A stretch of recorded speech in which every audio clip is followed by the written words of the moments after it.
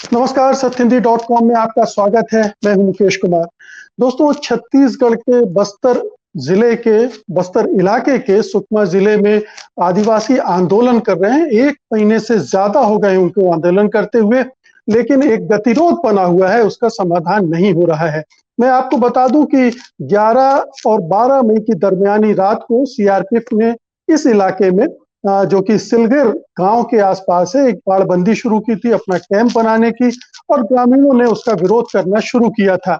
जो 13 मई को जब वो विरोध करने गए तो अपनी चिंता जताने गए तो उनको खदेड़ दिया गया था।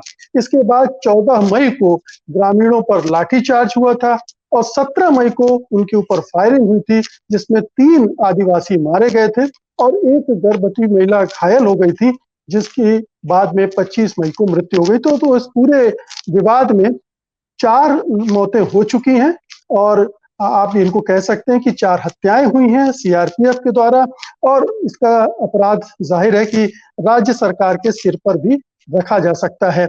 सवाल है कि जो आदिवासियों की चिंताएं हैं वो क्या हैं? क्यों वो आंदोलन पर उतारू हैं? क्यों इतने दिनों से संघर्ष कर रहे हैं और क्यों राज्य सरकार उनकी सुनने को तैयार नहीं है? उनकी चिंताओं को समझने का और उसका समाधान करने के लिए तैयार नहीं है। आज इसी मुद्दे पर हम बातचीत करने जा रहे हैं। हमारे साथ जानी-मानी सामाजिक कार्यकर्ता बेला भाटिया जुड़ चुकी हैं।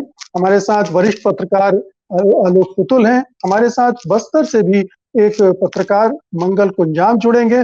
उम्मीद कर रहे हैं कि मनीष कुंजाम, जो कि राष्ट्रीय आदिवासी महासभा के अध्यक्ष हैं और आदिवासी नेता तो हैं ही, वो भी जुड़ेंगे।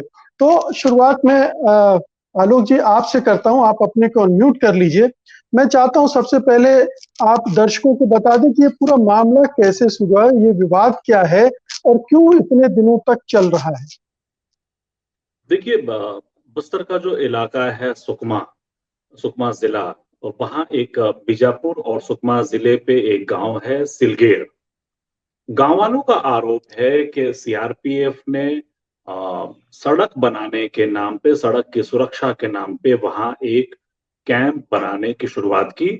गांव वालों ने शुरुआती दौर में ही जब बातचीत की तो उनको बताया गया कि यहाँ कैंप नहीं बनाया जाएगा, लेकिन रातों रात कैंप बना दिया गया। और उसके बाद कुछ ग्रामीण जो है वहां पहुंचे विरोध करने के लिए। जिस इलाके में ये कैंप बनाया गया है, गांव वाले बार बार क्लेम कर रहे हैं कि ये उनकी खेती की जमीन है, उनकी निजी जमीन है। ये पहली दफा नहीं हुआ है कि बस्तर में कैंप के खिलाफ, सीआरपीएफ के कैंप के खिलाफ या सुरक्षा बलों के कैंप के खिलाफ कोई आंदोलन हुआ हो। ग्रामीणों का ये आम आरोप है कि सीआरपीएफ या जो भी सुरक्षा बल के जवान हैं, वो इन इलाकों में घूमने वाले, खेती करने वाले, आसपास रहने वाले जो आदिवासी हैं, उनका आना जाना मुहाल कर देते हैं। अगर वो आदिवासी खेत के लिए जा रहे हैं, खेत में जा रहे हैं, तो टंगिया लेके कहाँ जा रहे हो। अगर वो कहीं से चावल लेकर आ रहे हैं तो ये 25 किलो चावल किसके लिए लेकर आ रहे हो, रात में तुम्हारे यहाँ कौन आया था। और बहुत सारे दुर्व्यवहार के किस्से, ग्रामीणों से काम लेने, बॉन्डेड लेबर की तरह जो है उनको 5-5, 7-7 दिन जो है अपने कैंपों में रख के काम लेने, कोई ना मिले तो पिटाई करने के, और फिर फाइनली संघम सदस्य बना देने के आरोप जो है वो लगते रहे हैं। तो गांव वाले उसका विरोध करते हैं। माओवादी जाहिर तौर पर वो अपने इलाके में बिल्कुल कैंप नहीं चाहते, तो गांव वालों को वो भी सपोर्ट करते हैं। गांव वालों की अपनी समस्या है और माओवादियों की अपनी समस्या है, लेकिन ये दोनों बिल्कुल अलग अलग चीजें हैं। सिलगेर के इलाके में जब ये विरोध शुरू हुआ तो धीरे धीरे धीरे धीरे आसपास के गांव वाले इकट्ठे होने शुरू हुए। और आखिरी दिन से आशा यह है कि सरकार और वहां के जो कुछ आदिवासी नेता हैं अड़ोस पड़ोस के, उन्होंने जब ये घोषणा की कि यह आंदोलन खत्म किया जा रहा है, उस दिन वहां 20,000 आदिवासी इकट्ठा थे। अखबारों ने इसको इसी रूप में दर्ज किया है, 20,000 की संख्या उन्होंने दर्ज की है। आदिवासियों का विरोध शुरू हुआ और 17 तारीख को आदिवासियों और पुलिस के बीच झड़प हुई और पुलिस की गोली से 3 लोग मारे गए। 3 लोगों के मारे जाने की खबर आते ही बस्तर की पुलिस ने ये क्लेम किया कि माओवादियों ने कैंप पर हमला किया था और उसमें 3 माओवादी मारे गए हैं। ग्रामीणों का ये कहना है कि इनका माओवाद से कोई लेना देना नहीं था, जो लोग मारे गए। वो सामान्य ग्रामीण हैं। उनके जो दस्तावेज हैं वो इस बात की तस्दीक करते हैं कि उनका माओवादियों से कोई लेना देना नहीं रहा है। यहां तक कि मारे जाने के बाद, उनके पोस्टमार्टम के बाद जब शव परिवार वालों को सौंपा गया, तो सरकार की तरफ से 10-10 हजार रुपए सहायता के रूप में जो है उन तीनों को दिया गया। मतलब ये कि अगर वो माओवादी होते तो जाहिर तौर पर सरकार इस तरह की कोई मदद नहीं करती। तो सरकार ने भी मान लिया कि वो आसपास के आदिवासी हैं, गांव वाले हैं। अब ये बस्तर में बहुत कॉमन है कि किसी को भी आप माओवादी लेबल कर दें, उसको संगम सदस्य बता दें, उसके खिलाफ 5 पुराने मामले बता दें, उसकी कोई तस्दीक तो होती नहीं है। गांव का मामला है, आमतौर पे ऐसे मामले गांव में दम तोड़ देते हैं। लेकिन चूंकि आदिवासियों की संख्या ज्यादा थी, लोगों का जिस तरीके से दमन हुआ था उससे आक्रोश बढ़ा और आदिवासियों की तादाद जो है और लगातार दिन ब दिन बढ़ती चली गई। और आज की तारीख में जब सरकार की तरफ से ये क्लेम किया जा चुका है और आसपास के कुछ जो आदिवासी नेता हैं उन्होंने कह दिया है कि आंदोलन खत्म हो चुका है, उसके बावजूद हर दिन 300-400 लोग आसपास के सड़कों पे जो है वो बैठ रहे हैं, आंदोलन कर रहे हैं, प्रदर्शन कर रहे हैं। हर दिन पुलिस जो है उनको खदेड़ती है दूर तक, जंगल तक, और फिर वो लौट के आके बैठ जाते हैं। ये जी। पूरा किस्सा अब तक है। आलोक जी, ये जो आपने कहा कि आदिवासी नेताओं ने घोषणा कर दी कि आंदोलन खत्म हो गया है, ये कौन से आदिवासी नेता हैं? क्या ये सरकार प्रायोजित आदिवासी नेता हैं जो इस आंदोलन को खत्म करने में सरकार की मदद कर रहे हैं? किस किस तरह के लोग हैं ये? जी, ये बहुत दिलचस्प है कि छत्तीसगढ़ बचाओ आंदोलन, जो यहाँ बहुत सारे जो एक्टिविस्ट लोगों का जो ग्रुप है, जो सामाजिक कार्यकर्ता हैं, सामाजिक संगठन है, उनका ग्रुप है, उससे संबंधित कुछ उनके जो कुछ पदाधिकारी हैं वो कुछ राजनीतिक दलों के लोग, बेला जी भी शामिल थी, उनमें शामिल हैं सामाजिक कार्यकर्ताओं में। और ये तमाम लोग जब जिस दिन घटना स्थल के लिए निकले, इनको बीजापुर जो जिला है वहां तक भी नहीं जाने दिया गया, ये कह के कि उस इलाके को कंटेनमेंट जोन बना दिया गया है।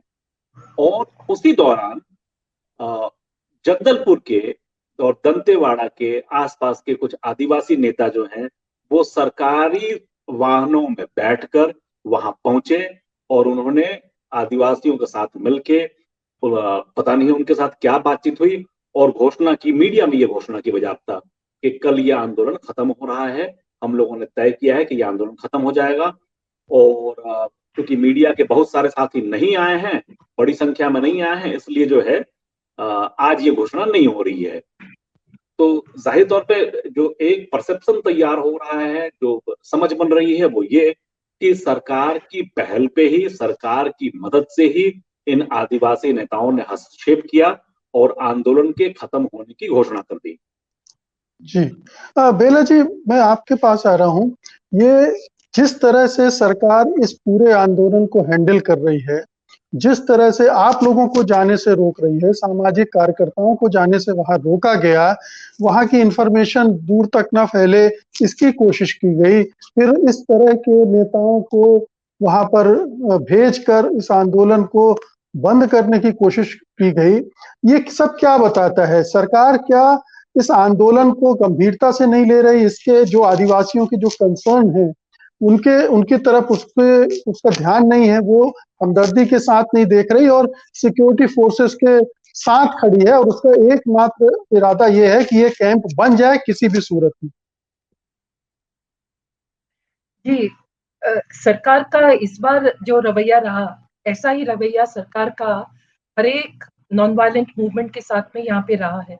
यहाँ पे सल्वाजुडूम के बाद जनवरी 2015 से हम देख रहे हैं कि अनेक अहिंसक आंदोलन हुए हैं और कई तरह के एट्रोसिटीज के खिलाफ, कैंपों के खिलाफ इत्यादि, मगर हर बार हजारों की संख्या में लोग निकलते हैं। सरकार का यही रवैया रहता है कि किस तरह से मूवमेंट को तितर बितर कर दे, मूवमेंट को खत्म कर दे। और इसमें हर बार हम देखते हैं कि वो कोई ना कोई लोगों को मध्यस्थ के रूप में लाते हैं और उनको यही कहते हैं कि आप किसी तरह से इनको समझा दो और ये वापस जाए। तो अब क्या है कि सिलगेर के आंदोलन में लोगों ने जानें खोई हैं। यहाँ पे 3 आदिवासी मारे गए गोलीबारी। 5वें दिन, मतलब आंदोलन के 5वें दिन ऐसा हो गया। और आप जानते हैं, हम सब जानते हैं कि ये जो आंदोलन है ये 28 दिन तक चला। तो इसमें 3 लोगों की जानें गई, एक गर्भवती महिला थी, वो पूरा जो भगदड़ में वो गिर गई, उसमें वो मारी गई। उसके बाद में 3 जख्मी हुए, वो भी बुलेट वुंड से जख्मी हुए। तो इस बार क्या है कि लोगों की तरफ से बहुत, मतलब नुकसान भी बहुत हुआ है लोगों को, और लोग पूर्ण तरह से शांतिपूर्ण रहे। केवल 5वें दिन जरूर उन्होंने गिट्टी, कुछ इंस्टेंस हुआ जहां उन्होंने गिट्टी उठा के उन्होंने भी फेंका है, मगर पूरी तरह से 28 दिन हजारों की संख्या में लोगों का अहिंसक रहना, ये कोई आसान बात नहीं है। तो इसलिए हम एक लोकतांत्रिक देश में हम ये देखना चाहेंगे कि सरकार लोकतांत्रिक तरीकों से पेश आए। वो हम चाहे वो रमन सिंह जी की सरकार थी या भूपेश बघेल जी की सरकार है, इसमें हम कोई अंतर इस मामले में नहीं देख रहे हैं। उनकी कोशिश यही रहती है कि मूवमेंट को किस तरह से कुचला जाए, और इस बार भी वही।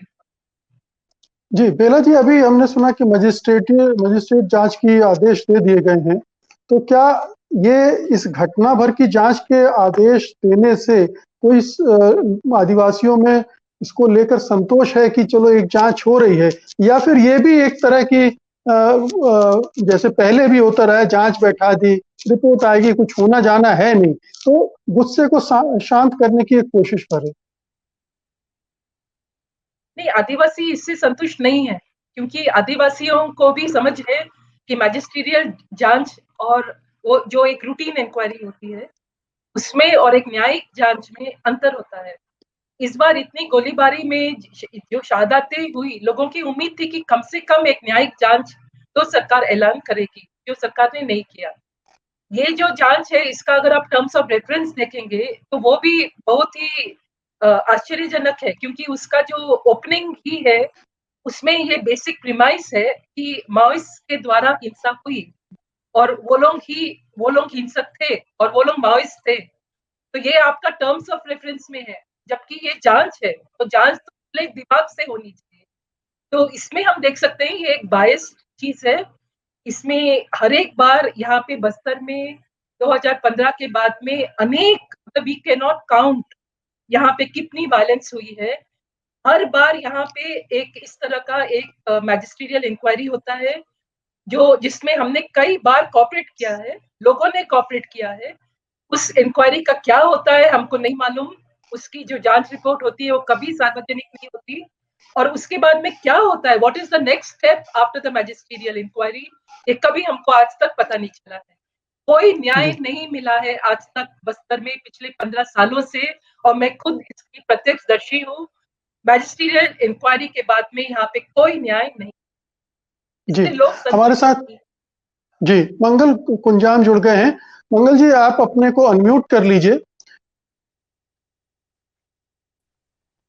जी, मेरा सवाल आपसे है मंगल जी कि ये जो कैंप बनाए जा रहे हैं, इनके पीछे दलील ये दी जा रही है कि ये कैंप बन जाएंगे तो आदिवासियों का विकास होगा, और दूसरा ये कि जो नक्सलाइट माओइस्ट है उनके खिलाफ ऑपरेशन चलाने में सिक्योरिटी फोर्सेस को आसानी होगी। इसको आदिवासी समाज किस तरह से देख रहा है? वो लगातार सिक्योरिटी फोर्सेस की अत्याचार को भुगतता रहा है, उनके तमाम तरह से उनके साथ दुर्व्यवहार होता रहा है, यहाँ तक कि हमने बलात्कार जैसे दुष्कर्मों की भी घटनाएं सुनी हैं, देखी हैं। तो अभी आदिवासी समाज इसको किस तरह से देख रहे हैं? जी देखिए, बस्तर में जब नक्सल हिंसा को खत्म करने के नाम से ग्रीन हंट ऑपरेशन चालू किया था, तब से जो है बड़े स्तर पे पहला मिलिट्री फोर्स को तैनात किया गया है बस्तर में। और तब से मैं जो बस्तर को देख रहा हूँ, तो कहीं ना कहीं फोर्स की वजह से जो है फोर्स की वजह से बस्तर केवल और केवल विकास से पिछड़ता गया है। ये सीधा साधा उदाहरण है। एक समय में जहां जयगुंडा हुआ करता था वो पूरे बस्तर संभाग में सबसे बेहतर बाजार हुआ करता था, लेकिन आज वो पूरा जयगुंडा जो अंधेरे के साये में दिख रहा है। और साथ ही साथ में अंदरूनी क्षेत्र में जितने भी स्कूल आश्रम थे वो पूरी की पूरी स्कूल आश्रम जो है वो बंद पड़े हुए हैं। अगर फोर्स के कारण से फोर्स लगा करके अगर कैंप लगाएंगे क्षेत्रों में तो विकास होगा, तो मैं नहीं मानता कि उससे विकास हो रहा है। फोर्स लगाने से केवल और केवल क्षेत्र जो है वो माओवाद हिंसा का उदाहरण दे करके केवल और केवल विकास को मोड़ दिया जा रहा है, ये देखने को मिल रहा है। तो भाई अगर फोर्स वाकई में विकास चाहती है तो भाई इतने बड़े तैनात फोर्स किए हैं बस्तर में, तो वो विकास और क्यों पिछड़ता जा रहा है? उन स्कूल आश्रमों को क्यों जिला मुख्यालय और जिला मुख्यालय में संचालन कर रहे हैं? तो भाई इससे विकास कैसे होगा? विकास तभी होगा कि भाई अंदरूनी क्षेत्र में बेहतर स्वास्थ्य सुविधा होंगे, बेहतर आश्रम स्कूलें होंगे। तो भाई आपने तो एक नक्सलवाद का नाम लेकर के स्कूल आश्रमों को बंद करवा करके संचालन करेंगे जिला मुख्यालय तो ब्लॉक मुख्यालय में, तो उससे विकास थोड़ी ना बोलेंगे। तो सीधा सीधा ये है, यहाँ पे केवल और केवल मेरे ख्याल से एक नक्सल हिंसा के नाम से मुझे लगता है कि कोई नहीं चाहता कि भाई इन क्षेत्र में आदिवासी किसी ना किसी तरीके से अपने संवैधानिक अधिकार को समझे, अपने हक अधिकार को लड़े के लिए आगे आए। क्योंकि ये जो हिंसा जारी रहेगी तो कहीं ना कहीं केवल और केवल आदिवासी पिसता रहेगा और जल जंगल जमीनों पर उनकी नजर रहेगी। ये सीधा सीधा उन पर हिंसा करने का एक तरीका बना के रखा हुआ है। मुझे लगता है कि भाई अगर वाकई में सरकार चाहती है कि नक्सलवाद कायम हो, बस्तर में हिंसा खत्म हो, तो भाई जितने भी स्कूल आश्रम अंदरूनी क्षेत्र में बंद किए उसको सबसे पहले तो आप चालू करें जी। उन क्षेत्रों में विकास, उन क्षेत्रों में बच्चे पढ़ेंगे तो भाई अपने आप ये जो शांति का माहौल है वो बनेगा। तो भाई लोगों को अंधेरे में रखेंगे, उन इलाकों में शिक्षा नहीं पहुंचेगी तो सीधी सी बात है उन इलाकों में नक्सलवाद पनपेगा ही। तो भाई अगर नक्सलवाद से अगर कोई आदिवासी लोग किसी ना किसी एंगल से जुड़ भी रहे हैं तो भाई आप जब तक संवैधानिक अधिकार और शिक्षा नहीं देंगे तो वो आदिवासी क्या समझेगा? तो ये सीधा सीधा मुझे लगता है कि बस्तर में हिंसा का मूल कारण है।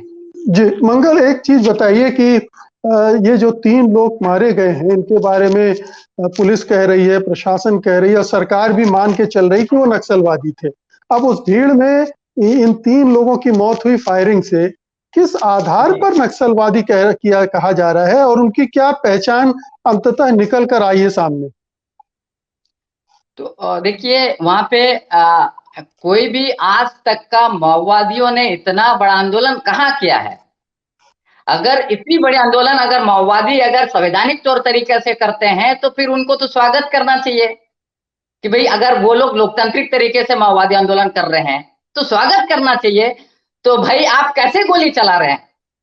भाई वो कोई माओवादी नहीं था, भाई वो लोग तो ग्रामीण लोग अपने हक अधिकार को वो जमीन जो है फर्जी तरीके से जमीन ली गई है उसका विरोध करने के लिए लोग आए थे। तो भाई वो कैसे माओवादी हो सकते हैं? अगर माओवादी भी है, मैं एक बात के लिए मैं मान भी लेता हूं कि वो माओवादी थे, तो भाई वो तो आपको संवैधानिक अधिकार के तहत संवैधानिक बात को लेकर के आपसे बात रखने के लिए आ रहे हैं। तो भाई इससे बड़ा स्वागत योग्य माओवादी है तो फिर क्या हो सकती है? तो भाई वो सीधी सी बात माओवाद के नाम से यहाँ पे हत्या हो रही है, ग्रामीणों को इसी तरह माओवादी नाम देकर के मारा जा रहा है। और सीधा सीधा यही उदाहरण है कि ग्रामीणों को मारते हैं और सीधे सीधे माओवादी साबित करने का एक तरीका है सरकार का। जी, इस घटना के बारे में ये सरकार की तरफ से कहा गया कि वहां के ग्रामीणों ने सिक्योरिटी फोर्सेस के हथियार और वगैरह वगैरह छीनने की कोशिश की। क्या ऐसी कोई घटना हुई थी या इसको कवर करने के लिए इन्होंने ये बहाना गढ़ा है? देखिए अगर कोई भी आप अगर भारत देश में कोई भी आंदोलन होते हैं तो मतलब कहीं ना कहीं मतलब पथरावबाजी वो सब तो होते ही है। ये लोकतांत्रिक तरीके में मतलब कहीं ना कहीं मतलब उग्र करके अगर आपस में सीना जब्ती भी हुआ है तो भाई आप संवैधानिक तरीके से आप उसको कंट्रोल कर सकते थे, ना कि आपको गोली चलाना है पब्लिक को। ये सीधा सीधा मतलब ये है कि भाई आपने सीधा सीधा तो संविधान को मान ही नहीं रहे हो, आप तो माओइस्टों से भी ज्यादा गैर कानूनी काम कर रहे भाई। तो ये इस तरह से हुआ कि भाई आप अगर वो लोग सीना जब्ती भी कर रहे हैं तो भाई आपका लोकतांत्रिक अधिकार के तहत आप कंट्रोल कर सकते थे, ना कि आप गोली चलाने का आपके पास परमिशन था। वो सीधा सीधा ये है कि एक तरह से माहौल को पूरी तरह से उस इलाके में इनको गंदा करना है। वो पूरी सोची समझी साजिश के तहत ये किया गया, मुझे ऐसा लगता है, और वो भी रहा है। ये कई सारे घटना, ये तो केवल सिलंगर की घटना नहीं, कई सारे हजारों घर जला दिए गए हैं। क्या हुआ? कुछ नहीं।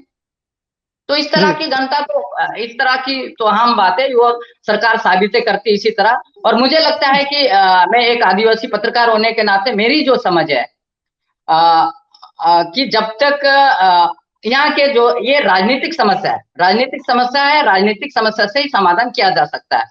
और जब तक मुझे लगता है कि स्थानीय स्तर पे इसका बहुत बेहतर तरीके से और एक सेंट्रलाइज करके हम लोगों को एक बेहतर दबाव बनाने की जरूरत है। और एक चाहे जी, मुझे लगता है थोड़ा कनेक्शन में प्रॉब्लम है। आलोक जी, मैं आपके पास आ रहा हूँ। सरकार का जो रवैया, हम लोग पहले ये सोच रहे थे रमन सिंह सरकार है, वो एक खास तरह से सोचती है, खास तरह से दमनकारी उपाय करती है। बघेल सरकार आई तो लगा कि चीजें बदलेंगी थोड़ा, लेकिन बदलती हुई नहीं दिख रही।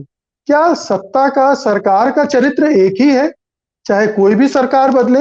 आदिवासियों के प्रति जब वोट लेना होता है तो आदिवासियों की बात की जाती है, और फिर जब सत्ता में आ जाते हैं तो उनका रुख, रवैया, सब कुछ वो पहले जैसा हो जाता है। इसके दो छोटे छोटे उदाहरण हैं। पहला उदाहरण तो ये कि सत्ता में आने से पहले कांग्रेस पार्टी ने जो घोषणा पत्र जारी किया था, उस घोषणा पत्र में एक 22वां बिंदु है। मैं चूंकि इतनी बार पढ़ चुका हूं इसलिए मुझको याद हो गया है। उस 22वें बिंदु में कांग्रेस पार्टी ने ये कहा कि नक्सलियों की नक्सल समस्या को हल करने के लिए सरकार बात करेगी और एक व्यापक नीति बनाएगी। भूपेश बघेल जी ने जिस दिन शपथ लिया, शायद उसी दिन की बात है या उसके अगले दिन की बात है, पत्रकारों ने जब उनसे पूछा कि माओवादियों से बातचीत होगी, तो भूपेश बघेल जी ने सबसे पहला यही जवाब दिया कि हमने कभी भी माओवादियों से बातचीत करने की बात नहीं कही है। हम पीड़ितों से बात करेंगे, जो नक्सल हिंसा से प्रभावित लोग हैं उनसे बात करेंगे, पत्रकारों से बात करेंगे, माओवादियों से कहां बात होगी। तो मतलब ये कि सरकार ने अपनी नीति पहले तो बता दी कि वो कम से कम कोई शांति वार्ता या इस तरह की किसी कोशिश में उनकी कोई आस्था नहीं है। दूसरा, राज्य सरकार की अब तक जो है 2.5 साल हो चुके हैं, 2.5 साल में कोई नीति बनी हो इसका कहीं अता पता नहीं है। राज्य सरकार ने एक और घोषणा की थी। कांग्रेस पार्टी ने अपने घोषणा पत्र में लिखा कि जो जेलों में बंद आदिवासी हैं उनकी रिहाई के लिए सरकार कोशिश करेगी। सरकार ने इसके लिए एक कमेटी बनाई। Justice A.K. पटनायक जो सुप्रीम कोर्ट के रिटायर्ड जज थे, उनकी अध्यक्षता में एक कमेटी बनाई गई और ये कमेटी आदिवासी जो जेलों में बंद हैं उनके मामलों पे विचार करने के लिए गठित की गई थी, जिसमें राज्य के बहुत सारे जो अधिकारी हैं, फोर्स के और तमाम लोग, वो शामिल किए गए थे। आपको जानकर आश्चर्य हुआ कि 2.5 सालों में सरकार का ये क्लेम है कि हमने 750 लोगों को 750 मामलों में जो है सुनवाई की और उसमें आदिवासियों की रिहाई संभव हो पाई। इन 750 मामलों में से जो अधिकांश मामले हैं वो मामले छोटे मोटे 350 या शायद 400 मामले तो वो हैं जिसमें किसी आदिवासी को शराब पीते पकड़ लिया गया था या शराब ले जाते पकड़ लिया गया था और जेल में डाल दिया गया था। कुछ मामले जो हैं वो जुआ के हैं। तो जो पीड़ित हैं 10-10 साल से, 15-15 साल से, मैंने एक कहानी की थी जो सुप्रीम कोर्ट की गाइडलाइंस का बिल्कुल सीधा सीधा उल्लंघन है कि 20-20 साल से वो आदिवासी जेल में है और उसकी रिहाई नहीं हो पा रही है। तो सरकार और तीसरा एक पहलू शायद वो बात करते मैं भूल जाऊं कि न्यायिक कमेटियां और उनकी जांच रिपोर्ट ऐसी बहुत सारी पड़ी हुई हैं पुरानी सरकार के समय की, और इस सरकार में भी जो है जो आके वो सरकार को दे दी गई, सौंप दी गई। लेकिन इनमें से किसी भी मामले में, एक भी मामले में इस सरकार ने कोई कार्रवाई नहीं की। तो माओवादी हिंसा के मसले पे राज्य सरकार ने अब तक कुछ भी किया हो, कोई नई बात की हो, कोई चेहरे में कोई बदलाव आया हो, ऐसा नजर नहीं आता। जी, बेला जी, मैं आपसे जानना चाहता हूं कि पिछले शासनकाल में, रमन सिंह के शासनकाल में लगातार आदिवासियों को के ऊपर अत्याचार होते रहे और हमने ये भी देखा कि जो उनके लिए लड़ने वाले लोग हैं, उनको भी किस तरह से फंसाया जाए, परेशान किया जाए, उनको उन इलाकों से हटा दिया जाए, ये कोशिशें उनके कार्यकाल में चलती रही। अब जब ये घटना हुई, तो आप लोगों को भी वहां जाने से रोका गया। बहुत सारे लोग जाना चाहते थे, आदिवासियों से बात करना चाहते थे, समझना चाहते थे, तो वही नीति फिर एक बार हमको देखने को मिली। तो आपको लगता है कि कहीं कोई डिग्री, कोई फर्क है दो सरकारों में? नहीं, देखिए, इसमें ये तो है कि फर्क नहीं दिख रहा है, क्योंकि थ्योरी एक चीज होती है, प्रैक्टिस दूसरी चीज होती है। आपके कांग्रेस ने अपने मैनिफेस्टो में जो कुछ भी लिखा हो, वो एक स्तर की बात है। जो जनता है वो उनके ग्राउंड पे उनका किस तरह का कार्य रहता है, उसी से ही कांग्रेस सरकार को वो जज करेगी। और ग्राउंड पे हमें कोई डिफरेंस नहीं दिख रहा है। ये सच है कि जब कांग्रेस गवर्नमेंट पहले जब जीत कर आई थी, तो बहुत उम्मीद बनी थी। और ये भी सच है कि शुरुआती दौर में फर्जी मुठभेड़ों की संख्या थोड़ी कम थी। मगर अब अगर हम देखें तो आए दिन, मतलब एक एक महीने में हमें अनेक इंस्टेंसेस मिल जाते हैं फर्जी मुठभेड़ के, सेक्सुअल असॉल्ट के, फैब्रिकेटेड केसेस के। सुबह सुबह लोग अपने अपने वहां पे उनका सिग्नल आता है, सुबह सुबह से लोग फोन करने लगते हैं कि अभी, जैसे आज सुबह मुझे एक फोन आया कि 4 लोगों को उठा लिया गया है, जिसमें से 2 को छोड़ दिया, बेनपल्ली गांव, जगरगुंडा थाना। हाँ, 4 को उठा लिया, 2 को छोड़ दिया और 2 को वो लोग लेकर चले गए। तिमापुरम, बीजापुर से फोन आया कि क्योंकि उनके ऊपर, ये लोग ऐसे लोग हैं जो जेल काट के आए हुए हैं, पहले फैब्रिकेटेड केसेस थे, जेल काट के वो लोग वापस आए, और उनके ऊपर जो स्थायी वारंट होता है, वो वारंट अभी भी उनके नाम के, लोकल थाना वाले बोल रहे हैं कि अभी भी आपके नाम के स्थायी वारंट है। अब स्थायी वारंट उस तिमापुर गांव का ही अगर मैं जाके देखी उस थाना में, बासागुड़ा थाना में, तो 69 स्थायी वारंट अभी भी हैं। तो अब क्या है कि वहां पे जो भी थानेदार आता है, वो स्थायी वारंट का एक तरह का आपके ऊपर वो बताता रहता है कि अरे तुम्हारे नाम के खिलाफ तो वारंट है, अभी भी वारंट है, और इसका कभी खुलासा होता नहीं है। तो इससे भी फिर लोग जो तंग आ चुके हैं, जेल में जाके फैब्रिकेटेड केस का, लॉयर्स का, कई वकील भी बहुत, जैसे अभी एक उदाहरण में तिमापुर का ही जो मैं उदाहरण दे रही थी, वहां पे 90,000 लिए वकील ने, ऐसे 2 केसेस में उसे 90,000 देके, आप सोचिए, कोई ग्रामीण किसान करके सब कुछ करके वो वापस आया है, अपने सामान्य जीवन जीने की कोशिश कर रहा है, और उसमें भी उसको बार बार इस तरह से तंग किया जा रहा है। तो आज भी जो एक व्यक्ति सुक्लू ने मुझे आज फोन किया, उसका यही कहना था कि हम वापस गांव जा रहे हैं, अभी भी हमको रास्ते में रोका जा सकता है। वो कहीं गए होंगे, तो बोल रहे हैं वापस जा रहे हैं, अभी भी हमको रोका जा सकता है, पुलिस रोक सकती है। तो बस हमको इतना बता रहे थे वो। और उसी गांव में मार्च महीने में वहां पे एक व्यक्ति ने आत्महत्या कर ली, क्योंकि फिर से पुलिस आई थी और फिर से उसको परेशान कर रही थी। और ये एक क्या बोलते हैं, एक मिल जाता है 10,000 लेने का, कितने भी रुपए लेने का। तो इस तरह की चीजें पूरा समय यहाँ पे चलती रहती है। अब क्या है कि 15 साल हो गए इस लड़ाई को, जिसको युद्ध बोलते भी नहीं है, सरकार भी इसको युद्ध, वॉर भी नहीं बोलना चाहती है कि ये वॉर है, वो भी नहीं बोलते हैं। कोई समाधान कहीं हम लोग को इसका दिख नहीं रहा है। और हर एक चीज में बोलते हैं नहीं, क्षेत्र के विकास के लिए, क्षेत्र के विकास के लिए, विकास की अवधारणा पर कोई चर्चा नहीं होती है। रोड इतनी बड़ी 2 वे बनानी चाहिए कि रोड छोटी सी बनानी चाहिए, कम से कम लोगों को तो पूछो, नहीं पूछते हैं।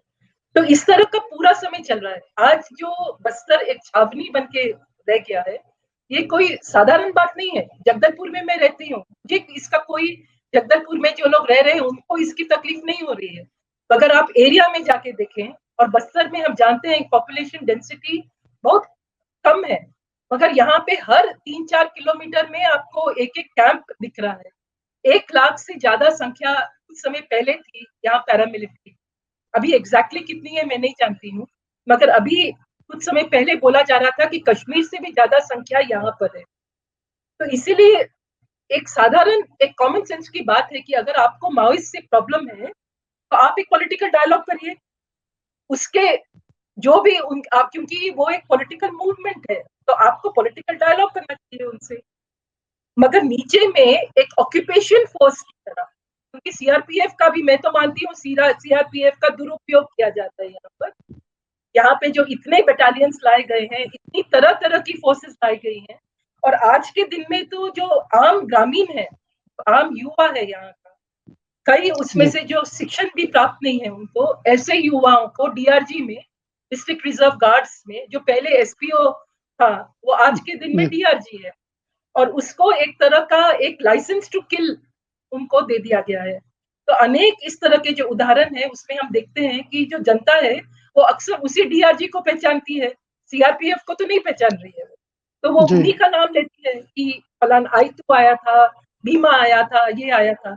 उनमें से कई सरेंडर्ड नक्सलाइट्स हैं, कई फेक सरेंडर्स हैं, क्योंकि वो नौकरी के लिए वहां गए और फेक उनको सरेंडर बता दिया गया, और इनको एक तरह का इम्प्यूनिटी दे दिया गया है। तो इस ऐसे भी मतलब अनेक तरह के हम उदाहरण देखते हैं कि जब किसी को मारा गया, लोग सेक्सुअल असॉल्ट हुआ, लोग उसको चिन्हित कर पा रहे हैं, बोल पा रहे हैं कि ये फलाना फलाना है, वो हमारे इस गांव का है, मगर फिर भी कोई एक्शन नहीं होता है। हम लोग जब शिकायत करने जाते हैं तो एक शिकायत लेना, और इसमें डिफरेंस है, शिकायत और एफआईआर में डिफरेंस है। शिकायत केवल एक आवेदन है, इसमें आप सरकार को, ये पुलिस थाने में जाके आप बोल रहे हो कि ये घटना घटी, ये पुलिस कंप्लेंट है, इसके आधार पर आप प्लीज एफआईआर दर्ज करिए। शिकायत तक नहीं लेते हैं। मेरा अभी ये 7वां साल है बस्तर में, मैं 1 या 2 या 3 शिकायत यहाँ पे कर पाई होंगी। हर बार यहाँ लड़ाई लड़नी पड़ती है, 3-3 घंटा हमको वहां लड़ना पड़ता है, तो ये लोग शिकायत लेते हैं, शिकायत से फिर एफआईआर नहीं होता है। और कई घटनाओं में जो ये फर्जी घटनाएं हैं, इसमें हमेशा ये भी एक रूटीन है, पुलिस फर्जी घटना करके आएगी, फिर आके तुरंत एफआईआर फाइल कर देगी। एक घटना में एक बार एफआईआर हो जाता है तो वो लोग बोलते हैं इसका एफआईआर हो चुका है, पर सुप्रीम कोर्ट का 2014 का और इलाहाबाद हाई कोर्ट का 2013 का एक साफ आदेश है कि इस प्रकार के मामले में जब उसी फैक्ट्स पे इंटरप्रिटेशन अलग है तो आपको एक काउंटर एफआईआर करना है। यहाँ पे काउंटर एफआईआर तो दूर, जैसा मैंने आपको कहा, ये शिकायत भी नहीं लेते। तो जैसा मंगल कह रहे थे, जैसा आलोक कह रहे थे कि यहाँ पे सरकार, एंड इरिस्पेक्टिव ऑफ कौन सी भी वो पॉलिटिकल पार्टी है, ये लोग खुद कानून तोड़ते हैं, और जो पूरा थाना का यहाँ जो व्यवस्था होती है, जो जस्टिस सिस्टम है, क्योंकि अन्याय से उत्पन्न होती है अशांति, न्याय से उत्पन्न होगी शांति। तो इसलिए जब हम केवल शांति वार्ता करते रहते हैं, अगर यहाँ पे अन्याय चलता रहेगा और पुलिस के द्वारा ही चलता रहेगा, सीआरपीएफ का दुरुपयोग करके चलता रहेगा, तो यहाँ पे हम कैसे आएगा न्याय और कैसे आएगी? बेला जी, आपने बहुत लंबी और बहुत काम की बातें की है। मुझे लगता है कि ये ऐसा विषय है जिस पर हमको कई बार अलग-अलग ढंग से, अलग-अलग कोण से बात करनी पड़ेगी। एक छोटी सी बातचीत में ये सारा नहीं हो सकता है, लेकिन कुछ चीजें बहुत साफ-साफ हैं कि बस्तर के पूरे इलाके में चीजें बहुत ही गंभीर हैं, नाजुक हैं। वहां पर कानून और व्यवस्था नाम की कोई चीज नहीं है। जो कुछ भी है वो पुलिस राज है। एक युद्ध क्षेत्र बना दिया है सरकार ने, और उसमें आदिवासियों के कोई अधिकार नहीं है, उनको न्याय मिलने की कोई संभावना नहीं है, गुंजाइश नहीं है। और वो जो राहुल गांधी, प्रियंका गांधी रोज ट्वीट करके उसको टारगेट करते रहते हैं, उन्हें अपनी ही सरकार क्या कर रही है ये नहीं दिखता है, किस तरह से जुल्म उठा रही है, इसके बारे में उनकी कोई चिंता नहीं है। भूपेश बघेल केंद्र सरकार के खिलाफ मोर्चा खोलते हैं, लेकिन उनकी सरकार का ये जो स्याह पक्ष है ये छिपा रहता है। ये बहुत दुर्भाग्यपूर्ण है आदिवासियों के लिए भी। लेकिन चूंकि समय कम है, इसलिए मैं अब इस चर्चा को यहीं खत्म करूंगा। मंगल जी से हमको और भी बात करनी थी, लेकिन फिर हम एक अवसर निकालेंगे जब विस्तार से बात कर सकें। फिलहाल मैं आप तीनों का बहुत बहुत धन्यवाद अदा करता हूं। आभार कि आपने समय निकाला इस महत्वपूर्ण चर्चा के लिए। हम ये सिलसिला बनाए रखेंगे आदिवासियों पर चर्चा का। बहुत बहुत शुक्रिया। सत्य हिंदी का ऐप डाउनलोड करें गूगल प्ले स्टोर पर।